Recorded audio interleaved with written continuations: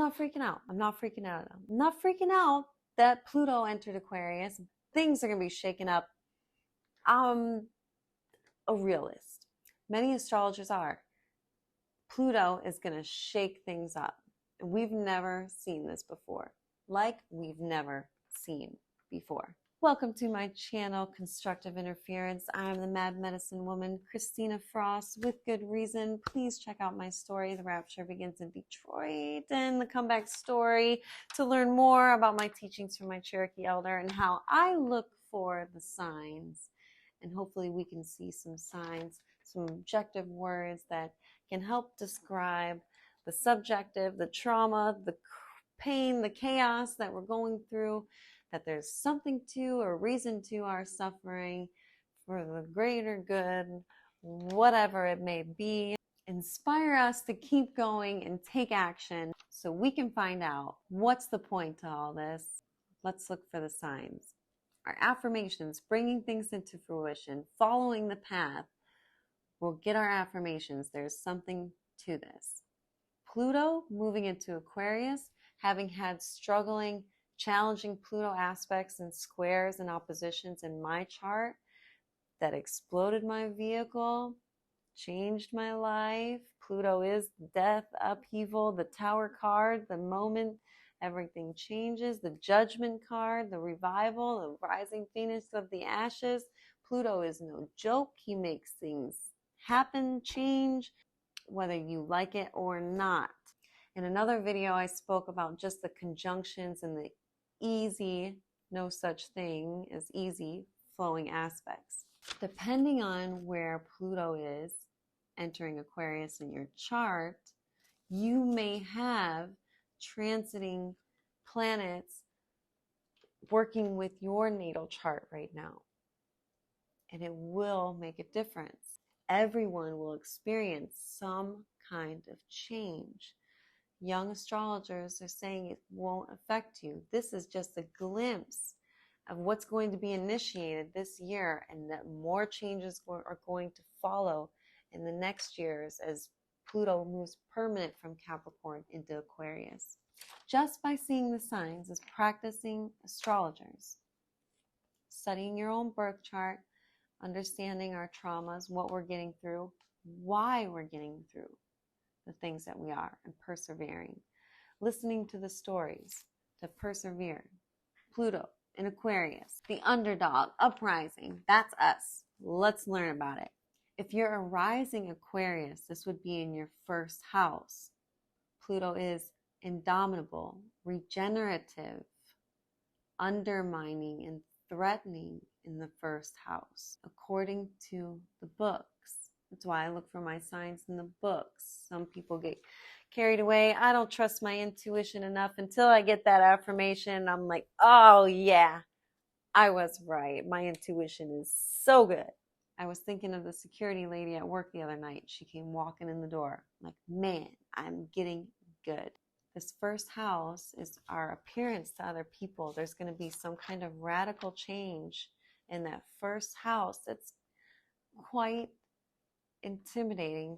And no matter how close your planets and aspects are, there are some astrologers in schools, like the Rudolf Steiner school, that speaks about within 15 degrees, these planets are having a conversation. 15 degrees. So on a lot of these charts and things you can find online, you can see the adjustments for the 15-degree conjunctions. Within 15 degrees, these planets and aspects are having a conversation and are making drastic, radical changes. Pisces, this would be your 12th house. And then we'll get to Aries right after. Pisces may master or live with inner demons or be broken by them. You can master and live with these inner demons, know what your triggers are, the escapism tendencies, our bad habits, our self-inflicted, self-imposed, our self-detriment, or what we keep hidden from the world as far as things that hurt us, the pain, traumas, past trauma. Pluto's going to bring that up and bring consequences to those things if we can't or make us face our fear and have the discipline to face our fears head on. Aries, in your 11th house, Pluto is powerful, intimidating, urge to influence others. In the 11th house, representing our communities, what we do for the greater whole. So that could be domineering, or that could be service-oriented. Taurus, in the 10th house, Pluto, unusual, difficult to understand, exciting to follow, doing something completely radically new that nobody's ever done before. The 10th house being our status and our career, what we ascend to, what people see us as, what we're known for, is that 10th house. Difficult to understand, exciting to follow. The underdog story, what's going to happen next? Fight, fight, fight. Gemini, drawn to unusual and dangerous places and possibilities when Pluto is moving into your 9th house. The 9th house represents us traveling, faraway travel. It can also represent studying, higher learning, teaching, esoteric teaching, philosophy, astrology, astronomy, possibly, with culture, geography, like I said, traveling. Pluto might be really changing things up. Maybe be careful with long distance travel. Dangerous places and possibilities. Pluto, where your heart be, your treasure lie also. Luke 12:34. It's Pluto in Scorpio. Cancer may become more focused by living with insecurity. The 8th house, where Pluto is moving into your 8th house, which represents death, rebirth, transformation, the deepest part of ourselves, the most secretive, maybe traumas too can be there. The 8th house represents children, trauma with children, absolutely. Any kind of deaths we have any kind of trauma or insecurity with. Could be passion, any kind of passionate insecurities that we have, or sexual insecurities that we have. Sexual insecurity with Mars and the rulership of the 8th house and the sacral chakra, the lower chakras. Leo, in the 7th house, Pluto, relationships tend to be roller coasters of uncertainty. Glad to hear it. The Leo rising. Know that there might be a lot of rises and falls, or empowerment. Be empowered by these relationships, business relationships, interpersonal relationships, the ones that are closest to us that come into our involvement, and also maybe even with the entire world. And this kind of revolution with the entire world. The 7th house being opposite of our rising is other people in the other world as well. When we I think Uranus, the higher mind of Libra. We know Venus, the lower mind, or the more interpersonal, left brain, physical world focused qualities of Libra. And then we have the higher mind, Uranus, that loves people and humanity. And even though they might come from, a lot of Libra sons might come from a father or parent figures that were alcoholics, ruling the kidneys. Strong Libra in your chart with a Libra rising, Libra 10th house. You could be a great psychologist, or you might be a manager at the local bar. Psychology, thinking of the Uranus, what I could do for other people, and that Venerian, and then also the Venus side, indulging in possessions and drinking or gambling or things like that. That are ruled by the kidneys as well. But great minds as well. They can build things. Architects, really great architects. Framers can use things with the material world as well. I think of Venus and earthly materials, like Taurus can use earthly materials to make things. Art, build houses. Geminis take this mechanical Venerian quality and turn it into engineering. Aquarians, the Uranus, electric, engineers. Virgo, when Pluto enters your 6th house, you bravely face unnerving challenges in work and in health. The underdog overcoming some kind of sickness, overcoming some kind of sickness with other people, having to tend to other people. Maybe there's someone you care for. That sixth house being of service. And again, what we do for work in general. And you may find your work in general, that Aquarian energy, you might find that you're doing something for the whole of people, for your community. Maybe you work with something that has to do with the community. Maybe some kind of social work. Libra in the fifth house. Pluto is obsessive, often overwhelming, a creative urge. So your fifth house is Aquarius. And fifth house Aquarius might enjoy doing things for other people, the expanding of other people, the greater good for other people, always having other people in mind when it comes to what we enjoy, the pleasure we get out of life, our children, how we teach our children. That might be a focus as far as our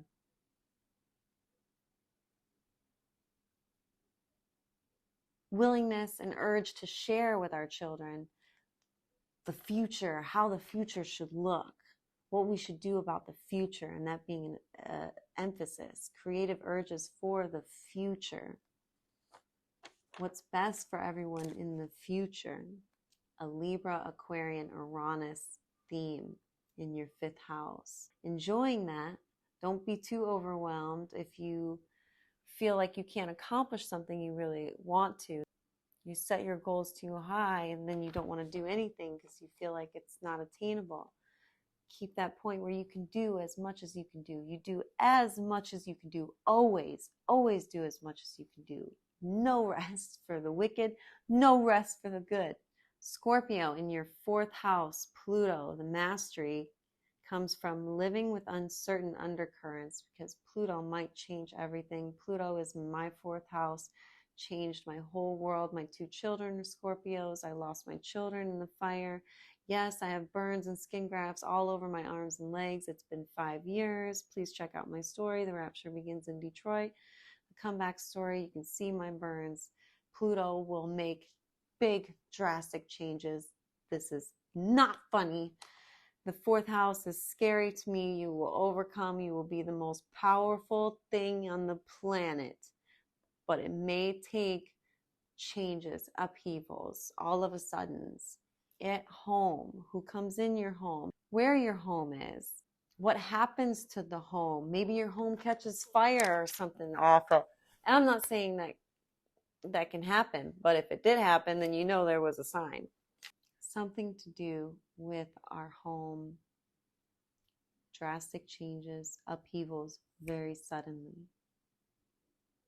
That means taking on challenges very suddenly. It means trauma. It means courage. I don't mean to be gloom. It doesn't have to be gloom, but just expect changes. And not just gloom, Pluto, where your heart is, your treasure lie also. There may be something very fortunate there that comes with Pluto. Maybe you inherit something. Maybe you inherit a house, especially from grandfathers. Inherit something from grandfathers or grandmothers there in that fourth house, Cancer ruled. Maybe having to deal with those kind of contracts, sudden changes. Sagittarius in the third house poses deep questions that may upset convention. Pluto in that third house. Third house ruled by Gemini, again, that wants to find answers and learn. Gemini wants to learn. That third house ruled by Gemini is all about learning about its environment, learning about the people around them, learning how to survive, really questioning the meaning of such chaos too. Why are some people treated this way and some people are treated this way? Or why are some people born into this type of family and social class and then other people are born in more struggling circumstances? Why is the world like this at all? About our community, about people around us. Why do they get to have that? And why are they practicing that? They're in this culture, or they do things a different way than me. Why is that? Maybe questioning what you do on a day-to-day basis. Like, What am I even doing this for? Why do I even go to work? Why do I have to go to this and then do this and then do that and then all the daily routines? Why don't I just switch it up a little bit? Maybe I won't hang out with my family and friends at this certain place, and maybe I'll do this instead. Capricorn, Pluto in the second house, masters insecurity to gain lasting riches. Pluto and changing the upheavals, the tower moments, making us be our authentic self, coming out of our old self, the phoenix rising from the ashes, mastering insecurity. Anything you think that's holding you back. The second house being our values and what we give and how we get that value back. The use of our spiritual life energies, the use of our life energy and our spiritual life energy, and how do we project that and how does it come back to us, is ruled by that second house. Why we say possessions and things we work for, and then we buy them and make ourselves feel good and have fashion and clothes and nice things in our house and comfort ourselves. Very Venerean-like, Taurian-like. Taurus likes nice things, likes to wear watches and nice clothes and comfort themselves. Really, very Venerean. Self-worth. So depending on where Pluto is moving into Aquarius in your chart, based on the equal house system, these descriptions are on a whole sign system. So if you have a little bit off in some of your degree, you might have to look for the next sign and see what that house means for you.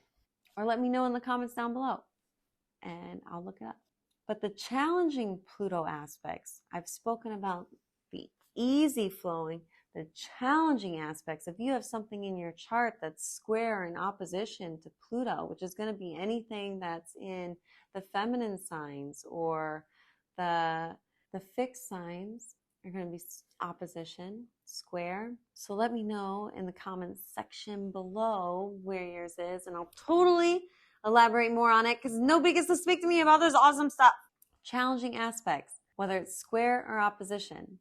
Sun and Pluto threaten developing courage in adversity. Well, that doesn't sound difficult at all. Facing your fears head on. The Moon and Pluto try to see the only thing to fear is fear itself.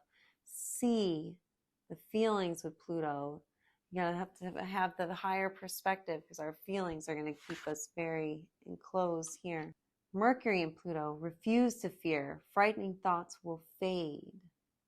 Mercury, how we think, what inspires our action. Venus and Pluto, letting go of attachment, probably upheavals immediately from our personal possessions, even our things that make us feel good. Might be losing something in a fire, for example.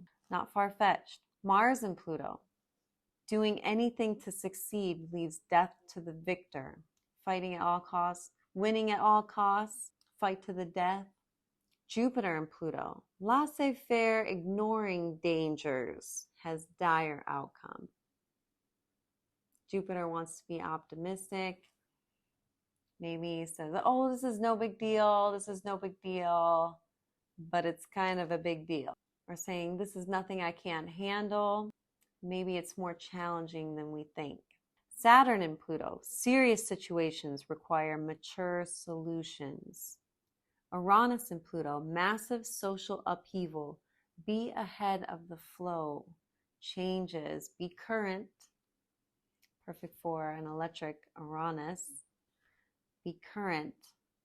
You can kind of see the trends or see where things are heading.